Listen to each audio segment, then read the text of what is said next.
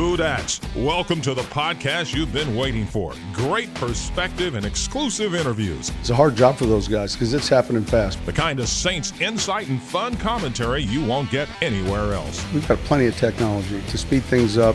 It's time to kick off your Been There, Done That Saints podcast, where we hand it off to our host, Mike Nabors, and Super Bowl winning linebacker, Scott Shanle. Proud of these guys. Can you say it will be with the Saints or retirement, or can you not commit to that right now? I'm not going anywhere else. You know, it's Saints or retirement. Just a snippet of my exclusive one-on-one with Drew Brees at the Pro Bowl, the kind of content you get on your Been There, Done That podcast. Welcome in, everybody. I'm Mike Nabors. We had a great time at the Pro Bowl. We have great interviews. We're going to have one-on-ones with Cam Jordan, kicker Will Lutz, and, of course, tight end Jared Cook in the coming weeks. But this week, I really had a chance to have a nice sit-down with Drew Brees where we talked about his Pro Bowl experience and we talked about his future. Yeah, it's going to be with the Saints or it's going to be retirement. But what's a part of that process? He really breaks it down. But really, the most intriguing sound is his future possibly as a TV analyst, where he was really passionate about potentially jumping into that role. Let's bring in my partners, producer Justin Thomas, and of course Scott Shanle. And we're going to get to Kobe Bryant and what an emotional weekend it was for many sports fans moving forward. But when you talk about Drew Brees, Scott, I'm going to say from the jump here, talking to him kind of changed my mindset about what's going to happen. I'm no longer shocked if he retires. I would be very surprised, but no longer shocked. You've heard some of the snippets of the interview. We'll get to that in just a second. But, what are your thoughts on Brees right now before we get to his interview on what he's going to do? Because we've gone through this process before with him. Yeah, I think I'm in the same boat with you right now. I think when the season ended, there was no way I thought Drew would walk away from the game. Knowing that this team and this nucleus of this team is still together, I thought at least one more year, maybe 2 years. He was still playing good football, but again, he didn't have to go through the entire season. He had a 5 to 6 week break there when he injured the thumb. So, like I said, when you get older, the hardest part is recovering. So maybe that's something he's going to weigh. But I agree, Mike. I think the comments you got from him and you saying that you wouldn't be shocked after hearing him talk, the fact that Drew Brees is even thinking about retirement, going through retirement. We all knew this day was going to come. Obviously, it was going to come, but to hear it come out of his mouth makes you now realize it's a real good possibility. And I think a lot of it goes into the contract negotiations, what the Saints want to do. And I know this about Drew. As much as Drew is a competitor, he's going to want to lead the Saints in the best situation he can. So if that means maybe doing a 1-year deal so Teddy can re-sign to a long-term deal, I could see that happening as well. Justin Thomas, you've heard the whole interview, and I appreciate you. We're kind of breaking it in pieces here because there's a lot to get to. But anything stick out for you in the interview? Just kind of what y'all are talking about. I agree. I think last week you had asked if we thought Brees would retire or not, and I thought, or my thinking was that he probably wanted because of his competitiveness, but the more I keep hearing from not only from what you got, but from others, that he's going to take a long time to make that decision. I don't ever remember hearing him talk like that before. And so it really does have me starting to think along with y'all that I wouldn't be surprised if he retired either. I don't want to read too much into it, but it was a funny scene, Shanle, and Justin, you'll get a kick out of this. You had the Brees boys signing autographs on one end of the practice field, and you had Dad signing on the other end. And I talked to one of the guys that was working with Brees, and I was like, how about those fans getting the Brees boys autographs? And the guy was like, yeah, I don't know if they can read them or not, but I guess they're getting them. But my point is, Brees has always made a point of saying this, that he's soaking in every bit of it. And it means a lot that his kids will remember him playing football. And I just felt like while I was interviewing him, you could tell the Brees boys are getting bigger because they're not grabbing him like they used to. They're kind of playing amongst themselves. But it seemed like he's enjoying even every interview, every interaction with the fan. Like maybe it is his last. Maybe I'm reading too much into it, but that's kind of what I saw a little bit at the Pro Bowl last week, Shanle. Yeah, I think the one thing that is cool about Drew playing as long as he has, obviously he's been playing at a great level, helping to get the Saints victories. But just watching him with his kids, watching his kids get older, it's crazy to think that image in all of our heads with him holding his oldest son up at the Super Bowl with the headphones on to block out the noise because he was so little. It's crazy to think now he's running around at the Pro Bowl filming the Pro Bowl, and he's Mr. Social Media star for the Saints and doing all sorts of fun activities. But I think that's one thing that you weigh as a father is should I play another year or two so my kids can watch me play? But the ultimate weight that Drew's going to give to this is bottom line. Can I play to a level that is to my expectations or exceeds my expectations? And is that good enough to win a championship? And I think that's ultimately what he's going to weigh. So if he decides to retire, it's going to be because the answer to that question is no, he can't. Well, you hit it right on the head because I know you haven't heard the entire interview, but he talks about the process of what goes into whether he stays with the Saints or retires. But really, the best stuff is about him in television. He was very honest with me about a potential career in TV. But first, let's talk about the Pro Bowl weekend. Of course, I thought another possible sign was Russell Wilson deferring and letting Drew Brees start this game. I think you saw that in the All-Star game in baseball many moons ago when you had Alex Rodriguez let Cal Ripken play shortstop as kind of a tip of the cap or a little respect there. So I don't know if Russell Wilson knows something we don't know. I know we're kind of trying to read the tea leaves here a little bit. But first, in our long exclusive one-on-one with Drew Brees, here's what he had to say about his Pro Bowl experience last week. You talk about seizing the moment. It seems like you really seize moments like this because you'll know how many of these you're going to have left potentially. Yeah. So you just make the most of it. You enjoy it. Just even moments in practice where you're just kind of looking around and saying, man, this is cool. You're around some of the NFL's very best. And sitting in the locker room looking around and introducing, my kids to some of their favorite players. But, deep down, these are some of your favorite players as well. As you prepare week in and week out, you kind of get your blinders on and you're focused on the opponent, how to beat the opponent, what have you. But it's hard not to see certain players or certain individual performances and just kind of sit back and say, wow, really admire that person, that player, whatever it might be. So these are unique opportunities to go see those guys, be around them. Yeah, he's definitely soaking it in this week. It's funny, the Breeze boys all kind of have their favorite players. I think, one of them loves Mark Ingram, one of them loves Lamar Jackson, and Breeze always gets a kick out of maybe I'm number 2 or 3 on the list. But you could tell, we've talked about it a little bit, Shanle, but, you've really seen this recently, but even more so this year. I thought it was even kind of ramped up a notch in this Pro Bowl that he's thinking about it. Maybe this is my last one.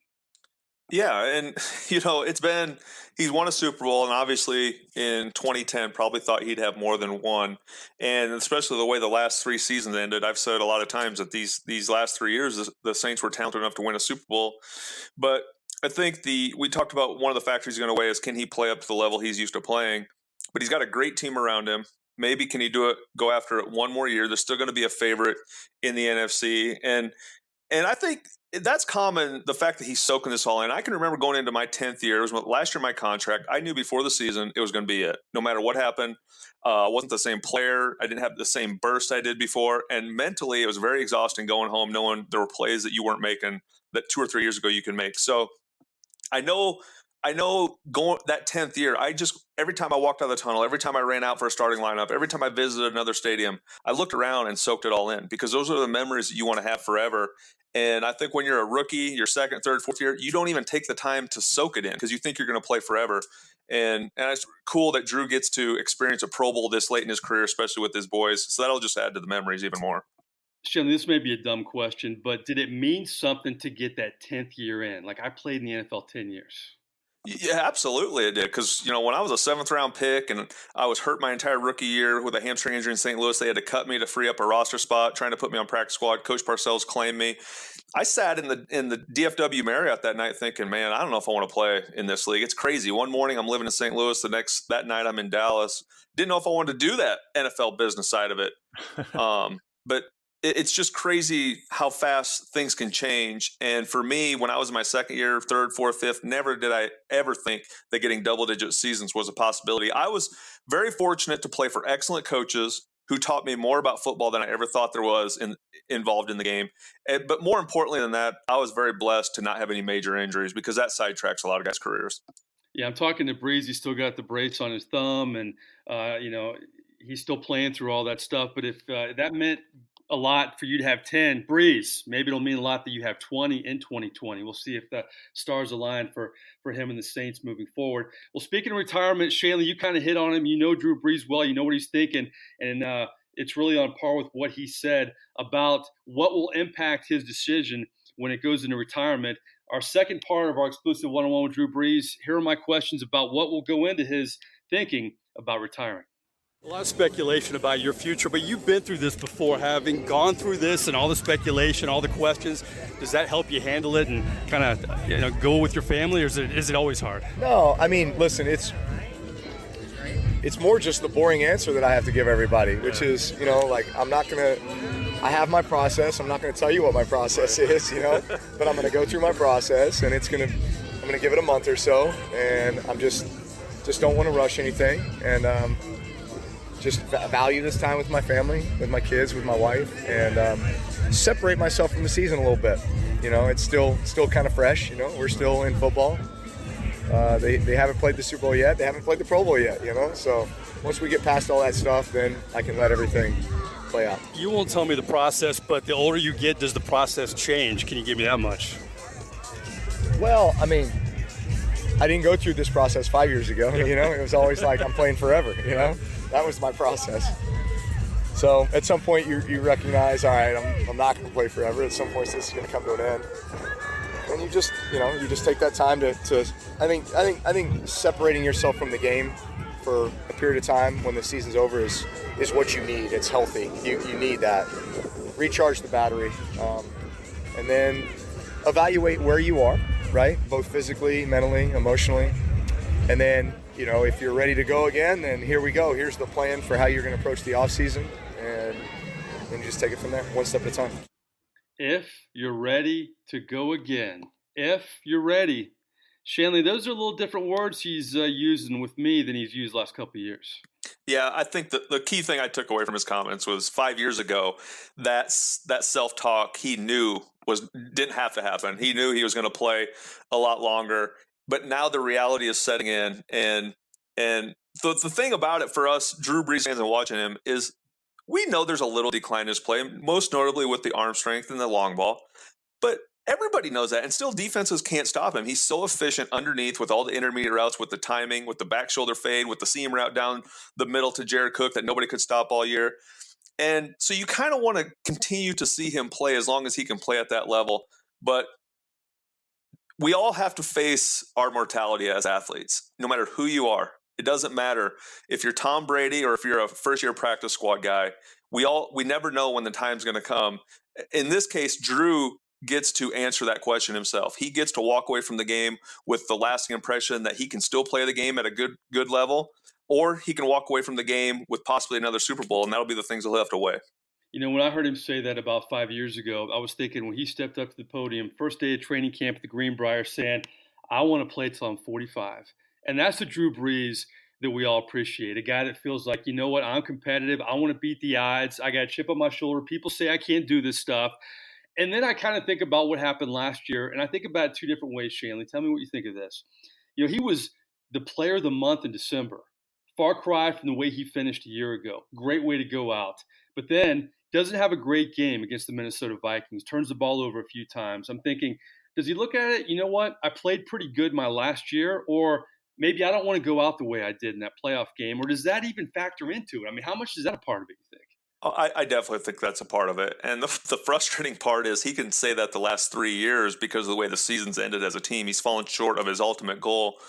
But, the shame of it in this situation is we all thought the season was over once he got injured. Teddy picked up the slack. The team went undefeated in his absence. He comes back. We all said the silver lining was he was going to play well down the stretch because he got rest. And he did. December, he played unbelievable. And then it was just one wild card game where he didn't play the way he had played in December, and everybody thought that was the end. I don't think that's the case. I don't think you can judge him based on one wild card playoff game against a really good Minnesota defense. The hard thing for a quarterback, though, is this, Mike. Players who get older in the NFL, you look at guys like Terrell Suggs and maybe other defensive players or offensive linemen, you can let those guys sit out of practice maybe twice a week and let them refresh and get ready for the game. At quarterback, you can't do that because we all said the silver lining was Drew will get rest. He'll play better down the stretch. And I've heard some people say, well, why not just let Drew have a day or two off of practice? You just can't do it with the timing that's required at the position. And you either have enough in your tank to do it for a full year starting in April to the next February, or you don't. And that's going to be the question he's going to ask himself over and over again. Well, I never thought Drew Brees would play anywhere else but New Orleans. We're going to get to his possible TV career in just a second. There was speculation when the season ended. A, is he going to retire? B, is he coming back to the Saints? Or, where would he possibly go? And he kind of cleared that up with me pretty quickly that it's going to be Saints or retirement. Did you ever see him playing for anybody else? No, not at this point in his career. Maybe a few years ago. Everybody remembers the 2014, 15, 16 timeframe where the Saints were 7-9 or 8-8 every year, and everybody's talking about blowing everything up. Maybe they need to trade Drew and start over and this and that. And then they put together 17, 18, 19, and looked like one of the best teams in the NFL. So at this point in his career, I think it made me feel better to hear Drew say, "I'm retiring or I'm playing for the Saints." And I think that's going to help add to his legacy because we all grew up watching Michael Jordan. We all associate Michael Jordan with the Bulls. Nobody wants to remember Michael Jordan with the Washington Wizards. And I'm glad to hear that come out of Drew's mouth that he's either going to be a Saint when it's all said and done, or he's going to go and do TV or whatever he decides to do. What's amazing is, the fact that he's been able to do it. And we talk about him getting injured this year. The fact that he was healthy as long as he was coming in after that shoulder injury with the San Diego Chargers. All right, let's talk about Drew Brees as a TV analyst. We've heard reports the last couple of weeks from all the networks that networks are talking to him. I've interviewed Drew well enough to know if they are talking to him, he's not going to tell me because he knows if he tells me, he's going to it's going to be broadcast everywhere. But I wanted to ask him if he does go the TV route, how would Drew Brees be? Here's what he had to say. You have all kinds of options when you're done. Entrepreneur, people talk politics, but broadcasting has come up. I remember years ago you said it'd be kind of fun to maybe call college games, bring the boys on the road. Could you see yourself as a broadcaster? Is that an option for you potentially? Sure. I mean, I love the game. I love the game. I feel like I see the game from a different perspective than most people do. I can anticipate things, just based upon my knowledge of these players, these opponents, these coaches, these teams, right? And so I think that I could bring great value and great perspective in that way. And I think it'd be a lot of fun. It'd be a way to feel like you were playing the game without playing the game. Because you're sitting there each step of the game, anticipating, calling, verbalizing, explaining. And so all that sounds, very interesting to me. And I think I could be good at it. Would it be hard to criticize guys just not far removed from the game, though? I don't feel like you have to. What's that? Or critique their play, or critique their play, or as if you're an analyst, No, I mean, I think you just lay out. I think you can lay out and explain it in a way that you're not being critical. Okay. And listen, some things they are what they are.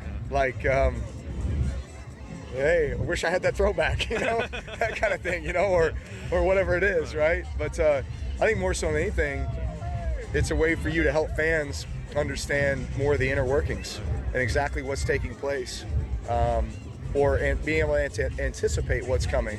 So I think it helps fans become more knowledgeable and enjoy the game even more. I think I'd be good at it. I think it'd be a lot of fun. I think it'd be very interesting. Shanle, should Tony Romo be nervous? Absolutely, he should. Not only is Drew Brees a much better quarterback than Tony Romo, I think Drew Brees would put Tony Romo to shame when it comes to analyzing games. And Drew, I said this a lot of times, Drew is the best leader I've ever been around. So for me, I think he will excel in whatever role he does. I think he could go to TV. If Monday Night Football or a big job like that comes along where he can make $10 to $12 million a year, whatever they were reportedly going to pay Romo, if I'm Drew Brees, I go and do that. That's a job you can do for 10 to 20 years, and you can talk football, be on TV once a week, study, prepare for each game, and he will give us his best as an analyst. There's no doubt. But I also think this about Drew. If he does the analyzing thing and then doesn't want to do it, I think Drew Brees is one of the few players who could go straight from being a player in the NFL to being one of the best head coaches in the NFL. And wow, absolutely. Really? Well, no doubt about it. I think he would be one of the best coaches the game's ever seen. Has there ever been a player to go in the Hall of Fame as a player and a coach? I don't think there. I doubt there has been. But Dick is not a Hall of Famer. I don't know. No. But I think I really think that highly of him in terms of him walking in a room and the ultimate respect being there, and everybody would play hard for him. He would motivate. He's a great motivator. You see him doing – how many quarterbacks with his status go out and do the pregame chant for as many years as he does? Comes up with something new every single year.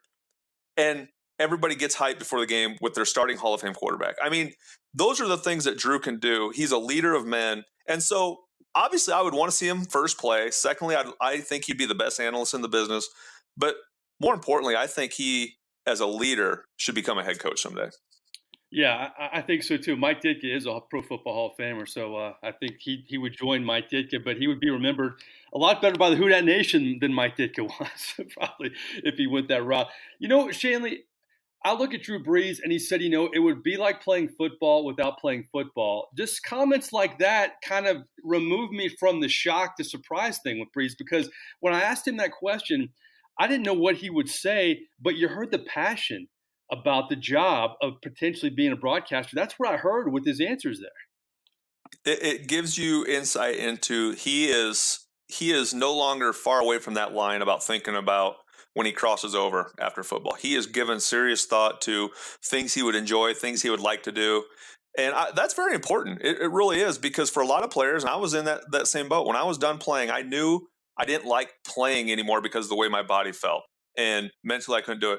But there's also a part of you that all you've done your whole life is you got a PhD, you got a master's in football, but nothing else. So for me, I'm fortunate enough to do this podcast. I was fortunate enough that Mike Nabors threw my name out to get me a part of Cox Sports Television and cover the team I played for and love, covering LSU football. So for me, I'd never felt like I've worked since I've been done playing football, because I do what I love and cover football. So that is a huge factor in guys calling it quits or not. Some guys feel like they have to keep playing because that's all they know. And obviously, it's good to hear that Drew's not in that boat. Well, trust me, I'm more fortunate that you're on with us in this podcast. We always appreciate your perspective, my friend. I wanted to ask Drew about criticizing players, and I've asked him a lot of questions over the years, and he's never really taken exception to many. Kind of took exception to that one, because we look at Drew Brees. He's like Peyton Manning in a lot of great ways, that he's very self-aware and that he's protective of his image, and you can really respect that. So I wondered, could Drew Brees criticize guys? And I thought he flipped the answer and, really was diplomatic and showed how he could still do constructive criticism when breaking down players. Now, you've kind of had to go through that. You weren't far removed from the game when you became a broadcaster. What do you think of Brees' comments about critiquing as an analyst? You can identify with it, and how do you think he would be at it? I think he'd be really good because, like I said, he's a great leader, and nothing he says ever comes off as offensive. It comes off as not complimentary, but encouraging and coach-like. It's very positive reinforcement, even when he's coaching you through your mistakes. But yeah, I definitely went through it, Mike. I think the first year I did it, and I found myself showing favoritism. I'm not going to lie. When the players I knew and played with, I wasn't quite as harsh on. The Brandon Browners of the world, I critiqued like hell. and that's the God's honest truth. But more as time went on, I realized I had to critique everybody on the same playing field to become a valid analyst. And the one thing I tried to do with the players I knew, the longer I did it, to critique everyone fairly, is I basically said the same thing they were going to hear in their player meeting coach when they watched the tape. I tried to say the same thing their position coach was going to say. Hey, Mark Ingram, you need to hit the hole. Don't bounce it here. You see this hole inside. You got to stay inside. So I tried to critique it in the same verbiage that they would hear in the position meetings from their coaches, and I think it's much less offensive that way. Yeah, I think Brees, it's funny. He said, I like to have that throwback. He'll put his own spin on it, but I think he's definitely headed this way. I think I don't know when he's going to retire. Like I said at the beginning, I wouldn't be shocked anymore, but I think he's definitely heading in this direction. You can kind of feel it by hearing that interview, can't you? A little bit. I think so. It's going to come down. Everybody's going to want Drew Brees. And like I said, the job everybody wants, the main job is Monday Night Football. If Monday Night Football comes to Drew Brees and says, you're our guy, and we're going to pay you a lot of money to do it, I think Drew Brees has to take the job. I want to see him play as much as anybody. I said this team is positioned for another championship run. Drew goes and takes the Monday Night Football job. They re-sign Teddy to an extension. They keep it rolling. I think that's the job. If it comes along, he has to take it. And before we get to Kobe Bryant, because we really want to talk about his legacy and his impact, Drew's very self-aware, and he knows the predicament of the Saints right now. And he knows the salary cap and all this stuff. I know he's got to think about himself first. I get that.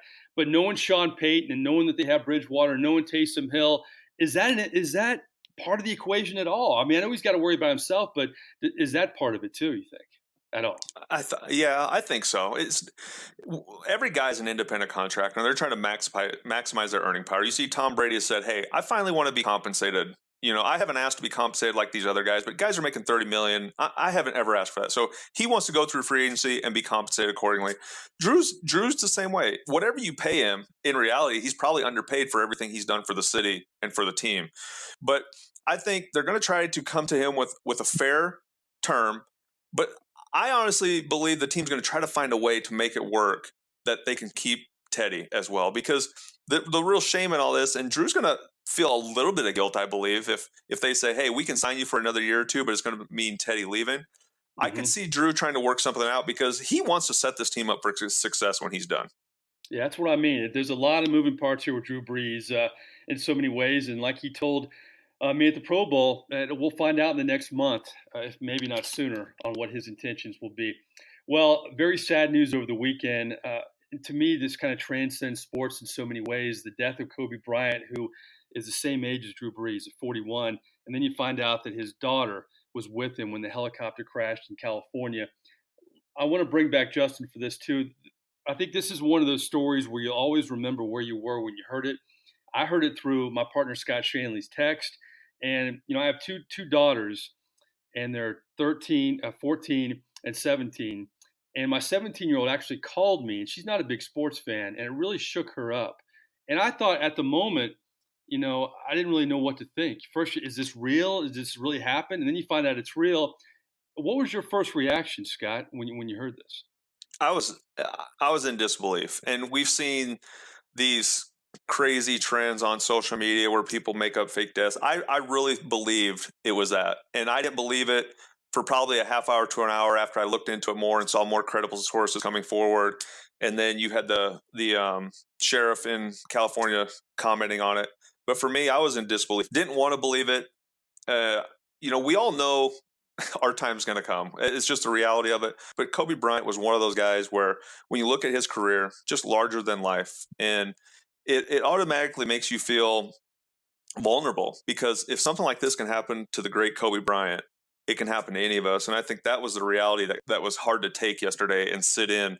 And, I just didn't want to believe it. Even after it was pretty much 100% confirmed, I still thought, is this just a big hoax that just caught fire and took off? But just, disbelief. Even today, again, a day later, you're sitting there thinking about Kobe Bryant and his daughter and the other people in the helicopter that lost their lives, and how it affects so many people around them, that it's a shame that it takes tragedy like this to make us all, appreciate those around us all the time, like we should anyways. Very well said. I talk about transcending sports. When this happened, I heard from my daughter, and then I heard from people I normally don't hear from. I heard from my old college roommate. I heard from my realtor, of all people, just random friends who reached out.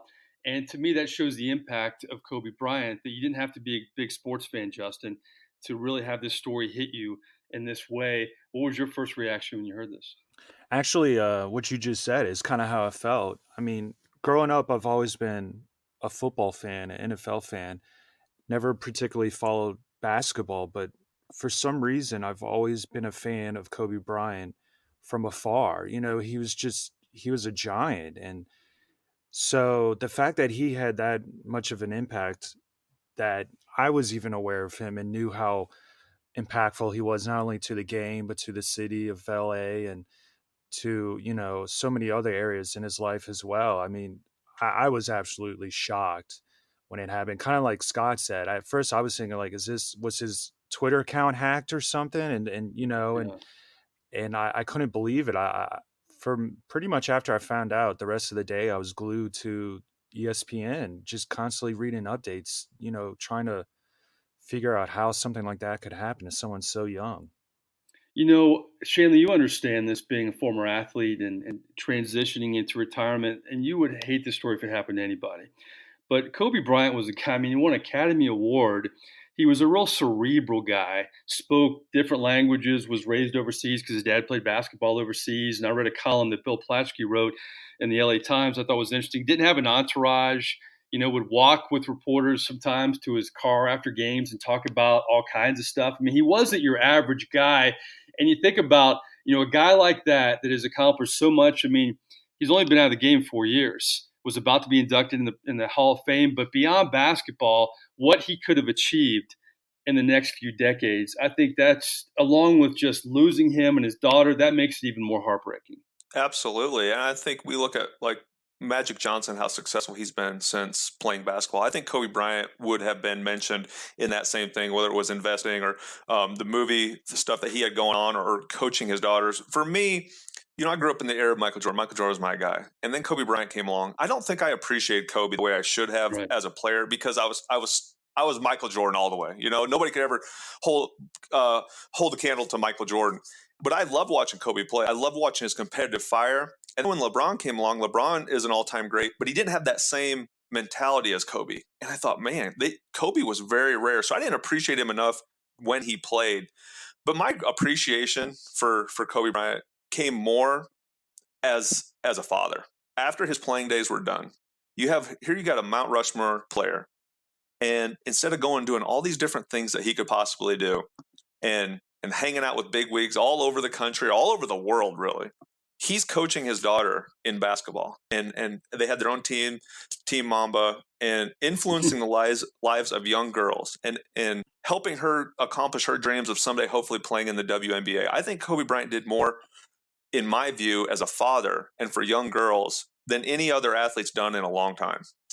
I was a Jordan guy too, but I think what makes Kobe and frankly LeBron in a different category than Jordan is they didn't go to college. I mean, they went right to the NBA and they had not many growing pains. I mean, to make that adjustment and to be as great as they were and LeBron is even more amazing to me. And I still put Jordan up there. But yeah, I agree with you. I think Kobe's kind of, he was at the tail end of Jordan, at the beginning of LeBron, kind of in the middle. And I think his legacy will be maybe more appreciated. Now, you hate to say that, but I think it will be. Yeah, I think, for some it will. And I don't know if it's going to change the way, I'm always going to have Michael Jordan number one. But what I found by hanging out in locker rooms is it was always older guys like myself, born in 79 or 70s and early 80s. It was Michael Jordan. Then you'd have the next wave of guys, maybe in like 2008, 9, 10. I remember during the Super Bowl years, all those guys who were coming in the league, it was Kobe. That's all they talked about was Kobe.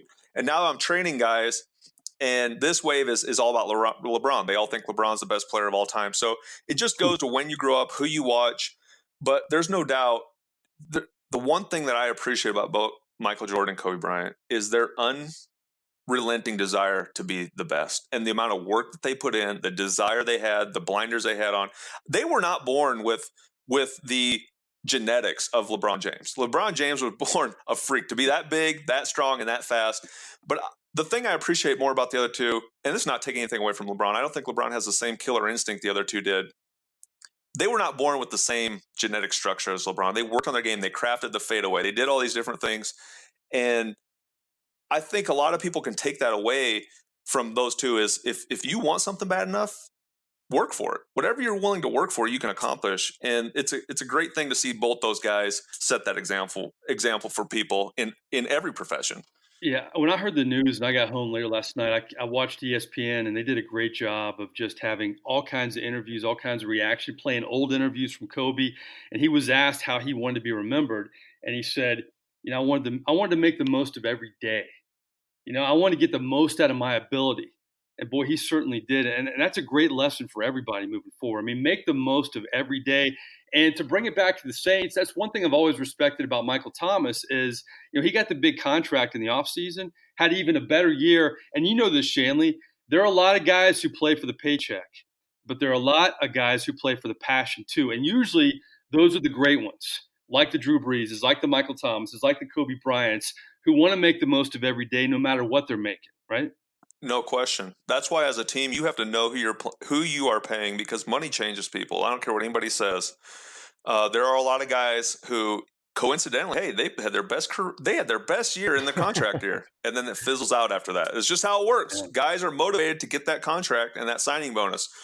But I've always said the sign of greatness and a legacy type player is Just look around the league who signs big-time contracts, over $100 million, highest paid at their position, and the very next year they come back and they have their best year ever. That, to me, is a sign that a player is motivated by their legacy and not money. And for Michael Thomas to come back, breaks Marvin Harrison's record after the Saints took the Brinks truck to his house, paid him, made him the highest paid receiver in the league, that shows you right there that as a Saints fan, you should be extremely proud to have a player who's more concerned about his legacy than his paycheck.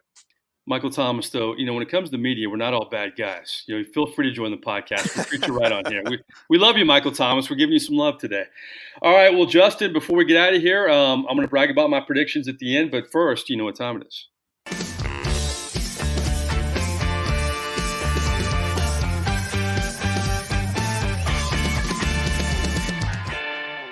All right, more likely number one. Let's stay with the New Orleans Saints. Let's stay with the Pro Bowl. Of course, you can go off the board, but I want to ask you this question. Of all the Pro Bowlers, now Lattimore didn't play and Ramczyk, I believe, didn't play either, but you had so many Saints Pro Bowlers out there. Of these three, and yes, you can go off the board, who's your must-have? Which one of these guys do the Saints got to have the most coming back next season? I'm going to give you Cam Jordan. I'm going to give you Marshawn Lattimore. I'm going to give you Ryan Ramczyk. How about that? You gotta keep one and have him next year. Who's the most valuable of those three guys? Cam Jordan, Marshawn Lattimore, or Ryan Ramczyk? A real easy one off the bat there for you, Justin Thomas. Yeah, no, really. I think, to me, if this is all conditional on Drew Brees decides to stay. And if he does, I think you have to go with Ramczyk. The offensive line protection for Brees, I think, is so pivotal in how well he plays. He needs as much time in the pocket to, be able to assess, check down, and make the right decisions. And so I would go with Ramczyk. But if Brees isn't coming back, I would say probably this is tough. I'd probably go with Marshawn Lattimore. When he came in his rookie year, it totally changed the defense, especially the secondary, obviously. And the defense has been great since he's come in. I think he's been key to the turnaround on defense, and I just think he's pivotal going forward. So I would have to go with Lattimore if Drew Brees doesn't come back. I don't know if I cheated. Is that considered cheating by kind of splitting it? I'm just sitting here with my mouth open because I'm thinking, you know what? We've done this podcast for about a year now. And Justin Thomas just broke it down. Like he knew what question was coming. He's like, it's like BP, baby. What do you got for me next? That was a great breakdown. It was. I don't think it is cheating. I think every Saints fan would appreciate that. And a lot of them are going to agree with you. Shanle, what do you think? Great job, Justin. That was good stuff. That was a great job. I'm going to go with, despite any moves being made, anything else, I'm going to go with Cam Jordan. And I think Cam Jordan is the best all-around defensive end in football. There are better guys who maybe pass rush because that's all they want to worry about. They just pass rush to go get sacks. There may be some defensive ends that stop the run because that's all they're paid to do. But when you combine the two, Cam Jordan is the best defensive end in football. And I look at the playoff game against the Minnesota Vikings. There was hardly any pass rush. Cam will tell you he probably didn't play his best game of the year. And that allowed Kirk Cousins time to find guys down the field. You watch the Minnesota Vikings play the 49ers next week, the pass rush killed them. So to me, the back end, the secondary is helped by the play of the front. And when the Saints defensive front was playing well in the absence of Drew Brees, they won a lot of games. So I think Cam Jordan may be the most valuable player on this team outside of Michael Thomas. Damn it, Shanle changed my mind. I was all Marshawn Lattimore, man. I was thinking the same thing, too. I was all locked in on Lattimore minus the way he played in the Minnesota game. But the whole history of the Peyton era is the corner deficiency. And when he has great ones, they're great. And when he doesn't, well, we've seen it. But, sometimes, and you made a good point all around, Shanle. For years we said, God, you got to get Cam Jordan help. Got to get Cam Jordan help. And sometimes you don't appreciate Cam Jordan being there for all those years and being on that side. And I think when you're that great for that long, we mentioned Kobe Bryant, sometimes you take it for granted a little bit, right? Yeah, I think so. That's when Cam Jordan, I was there when he was a first-round pick, and Cam was silly, goofy rookie that the coach was like, man, did we make a mistake here? This guy doesn't take anything serious. I remember our linebackers coach asking us in the meeting room, is this guy going to be okay? Or is he going to make it? Did we make a mistake? And we're like, we don't know. He's big, he's fast. We'll see if he figures it out. But that's been the attribute that people love most about Cam is he just takes everything light. He brings a different energy to the locker room. But when it's time to play football, this guy is a football player. And just in 14, 15, and 16, when the Saints weren't winning, he was still playing really good football. And I couldn't wait for the day when the Saints finally turned it around to win so that people would recognize Cam Jordan as one of the elite defenders in the NFL. And you're right. Until recently, we haven't appreciated nationally Cam Jordan. But I think now if you asked a lot of people around the country, NFL fans, to name the top 5 defensive ends in football, there's no doubt they're going to throw Cam Jordan's name in there.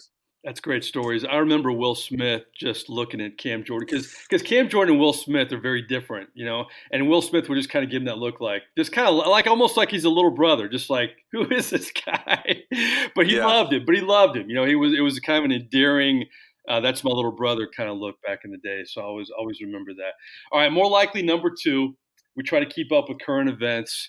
Eli Manning retires. Kind of makes you feel old in some ways that we remember that whole crazy draft, and that was a long time ago now. Eli Manning's retired. I think it was the right move for him at the right time. Kind of like Drew Brees, he gets to stay. Drew's played for 2, but he'll always be known as a Saint, and Eli will always be known as a New York Giant, obviously. More likely, though, Justin Thomas, and I complimented you, so let's keep the BP rolling here. Is Eli Manning a Hall of Famer? I had a feeling this question is coming, and stupid me didn't look up any research or do any research to back up. Are you stalling right now to think of an answer? No, I know what my answer was. I knew it since the moment I heard he was retiring. I think he is Hall of Fame, going in the Hall of Fame. I don't think he'll be first ballot, but I mean, he's top 10 in terms of stats, I believe, QB-wise. He's got 2 Super Bowls against the best team in NFL history, including a team that was undefeated going into the Super Bowl. I think when you look at other players, as of right now, I mean, this could change next week, but Aaron Rodgers only has 1 Super Bowl. Drew Brees only has 1 Super Bowl. Yep. Peyton Manning only had 1 Super Bowl up until his last year. And so the fact that Eli Manning has really good stats. I know he has a lot of turnovers, but so did Brett Favre, and he's in the Hall of Fame. I think he is going to be in the Hall of Fame one day. I don't know how long it'll take, but I think you have to say he is. Shanle, Justin's just knocking him out of the park this week. I know. More likely, master. Unbelievable. You know what, though? I will counter with this, though. Trent Dilfer also has 1, and Jim Plunkett has 2. So you have that side of it. So, Scott Shanle, what is your answer? Yeah, I think the Super Bowl is who he beat helps him a lot in the discussion, but I'm going to take that out of the equation. Even if you remove that from the equation, I still think he's a Hall of Famer. And all it took for me was to see everyone's going to talk about his 500 career record. But there are other quarterbacks in the NFL that he has better stats than who are also 500 record guys. Warren Moon, Dan Fouts. These are guys in the Hall of Fame. Yep. And for me, Eli Manning playing 16 years in New York, the media capital of the world, under that stress, that adds to his legacy as well. And to think about, he was Mr. Ironman. I think he started over 200 games at one point. So he was available. He was there for his team. He's top 10 in almost every major passing category. There's no doubt in my mind this should be a no-brainer. But for some people, they're going to debate it. I think Eli Manning's a Hall of Famer. Yeah, what's funny is I always think when the Hall of Fame, when you hear the name, you should immediately know. And I think that's what makes Eli Manning complicated. I agree with everything you guys say. And I think the longevity helps. Not only the pressure of New York, but the pressure of being a little brother in the Manning family. I mean, you got picked on for years. You went to Ole Miss where your old man is a legend. They named a street after him. You go through the draft where it's all kinds of controversy. Oh, really? You don't want to be the number 1 pick and go to San Diego? Cry me a river. Goes to New York. Every excuse for the people to jump all over him. So I give him a lot of credit. But my only pause, I guess, with this. I felt there was a butt. I felt there was a butt coming, Justin. Did you feel it? Did you feel the tone? Was he ever the best quarterback at any time when he played? Like Drew Brees. In his era. Yeah, Drew Brees was. Peyton Manning was. Brett Favre was. But I don't know if you could say that about like Dan Fouts or Warren Moon. That's where to me it helps Eli Manning because they always had like maybe a Dan Marino or somebody better. But I think that's harsh. If that's the only thing I can say, I don't think he should be a first ballot Hall of Famer. I think he will get in.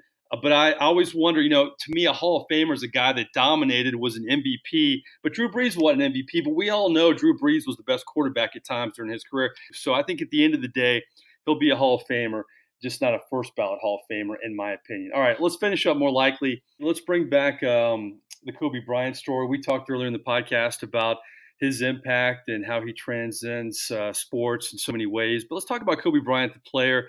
I had some memories, but I'm going to leave this open-ended. I'll begin with Justin. What was your favorite Kobe Bryant memory as a player?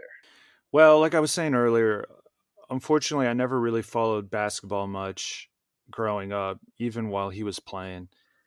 So I'm kind of embarrassed to say I don't have any particular memories of when he played. I know I watched some of the finals when he was playing. I don't remember anything that stands out. So I'll probably, given what has happened, I've already kind of started doing this, go back and just watch, videos from his career and see if anything does stand out. But it shows how big he was that this Yeah. affected you, and you weren't a big NBA fan. I think that says it all right there. Correct. Yeah. I mean, like I said earlier, he was big enough to where even though I didn't follow the sport, I knew who he was. I knew how much he meant to the game, the kind of impact he had. And so, yeah, his death is still shocking, even for someone like me who never really followed basketball. All right, Shanle, you have a favorite Kobe Bryant memory? Yeah, I know I said earlier in the podcast that Michael Jordan was always my guy, but I did when Kobe was drafted and traded from the Hornets to the Lakers. I bought a Kobe Bryant jersey because I thought it was so cool Really? that there was this young kid who was going to play in the NBA, was going to play for the Lakers, and I was looking for someone to pass that torch from me watching Jordan. Now I get to watch this new Jordan play, and so I bought Kobe Bryant jersey. I was all in watch and. For me, the moments that stick out in my mind the most with Kobe Bryant were early on with the Lakers, watching him grow, the maturity, and when him and Shaq were dominating the NBA. I think about the lob pass to Shaq with the dunk. Yeah. I think it was against maybe Portland in the playoffs. The 81-point game I think he had against Toronto. For me, a lot of the memories I have is him winning those championships with Shaq before everything kind of soured and they went their separate ways. But early on in his career, I thought it was really cool that there was this young kid straight out of high school that was going to be playing in the NBA and became a Mount Rushmore player. Yeah, and you saw Jerry West, who made the move, how emotional he was. That was a controversial move when he picked him up from back then the Charlotte Hornets. And I got to say, for me, so many memories of Kobe Bryant, but the way he finished with the walk-off 60 points to end his career, and he grabbed the mic afterwards and he said, you couldn't have wrote a better script to end a career with this, and nobody would believe you. And I just thought that was a perfect way for him to end his career. And of course, he had the 81-point game, and I thought at that point maybe this guy's going to get the 100. Maybe he's going to be beat Wilt Chamberlain. But he was that kind of guy where on any given night, if you watched him home or away, you never knew what you were going to get. All right, before we get out of here, I don't like to brag, guys, but prediction-wise, I give Justin a lot of credit. In the championship games, he went for broke. He picked the Packers and the Titans. Shanley kind of went halfway, and I went the easy way out. And you know what? Sometimes easy pays, guys. I'm a risk taker by nature, but the easy way paid me picking the Niners and Chiefs. So at the end of the day, Justin and Shanley tied for second at 15-7 on the year. I'm 17-5.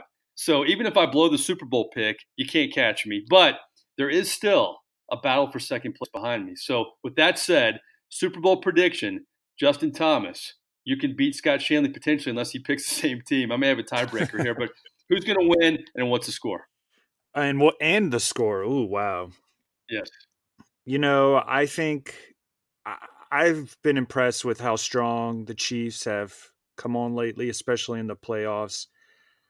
I definitely think the 49ers is a talented team, but the Chiefs have shown that they have the ability to come back when they're down. And I don't know if the 49ers, if they got in a large hole, if they would be able to do that. So I'm going to go with the Chiefs over the 49ers.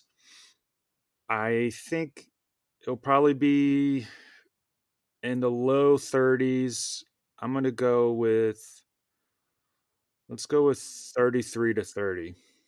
33-30. All right, Shanle, offense sells tickets, defense wins championships. The Chiefs have the offense, the Niners have the defense. So with that said, what's your prediction? Yeah, I'm completely torn on this because of what you just said, Mike.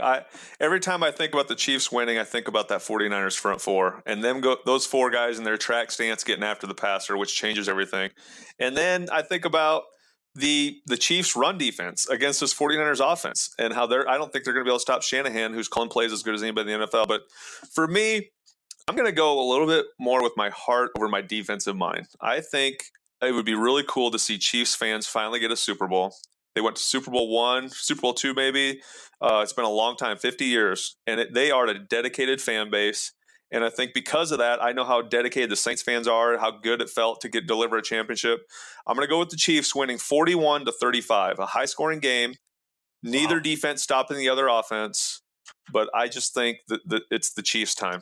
All right, I guess the tiebreaker will be the score if the Chiefs win. But because I've been a winner all year, guys, I'm going to go for the 3-game lead.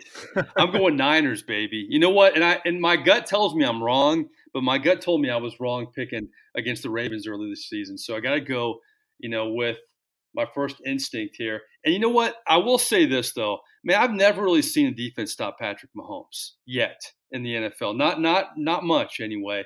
So I think this is going to be a great game. It's going to be a fun game to watch. It's a great matchup. We all would have liked the Saints to be in there. But I'm going to say Niners over Chiefs, and I'm going to bring the score down. I'm going to say 27-24 49ers. So we'll see how that plays out. Well, listen, we're excited about this podcast moving forward. I got a lot of great one-on-ones at the Pro Bowl from Cam Jordan, from Will Lutz, and from Jared Cook. We're going to play on shows in the coming weeks. Hope you enjoyed our one-on-one with Drew Brees. We're going to bring you that kind of exclusive content a lot during the offseason for the New Orleans Saints as we trek what they do moving forward, especially with number 9 at quarterback. And Justin, our Twitter survey this week, we're going to put that out each week after we drop the podcast. But where are we on Twitter? At Dundat Podcast. At Dundat Podcast. Please follow and please subscribe. We're on all the platforms, Podbean, iTunes, Stitcher, Spotify, Google, all of them. Please give us feedback. Please give us great reviews, too. If you don't like me, at least you love Shanle and Justin a little bit, so give them some love out there. But we appreciate you tuning in. For my partners, I'm Mike Nabors. We'll talk to you again down the road. Appreciate it.